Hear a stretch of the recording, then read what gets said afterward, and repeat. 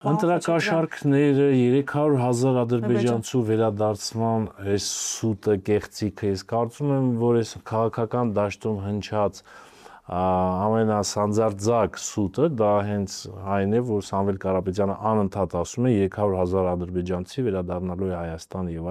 այլն, բայց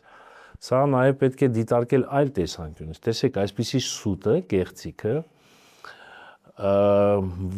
քաղաքական վախի մթնոլորտ է ստեղծում հասարակության մեջ եւ թիրախ է դառնում նաեւ հասարակության հոգեբանական պաշտպանվածությունը եւ տպավորություն են ստեղծում, խաթարում են հասարակության կողմից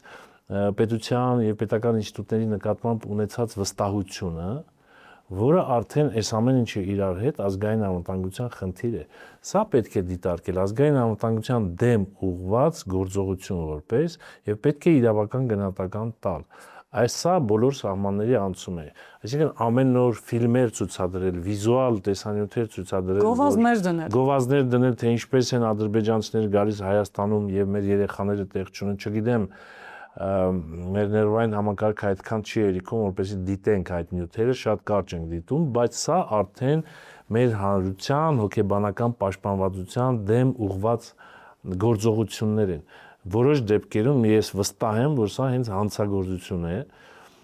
եւ պետք է որպես հանցագործություն դիտարկել ու իրավական գնահատական տալ եւ կարծում եմ այդ գործընթացը կսկսվի, որովհետեւ բոլոր կարմիր գծերը արդեն հատվել են։ Այսպեսի եթե սուտ, որ 300,000 ադրբեջանցի է գալիս, ու մարդ կա, որ հավատում է, ցավալին էլ է դա, որ մարդ կա, որ մի պահ կարող է դրան հավատա։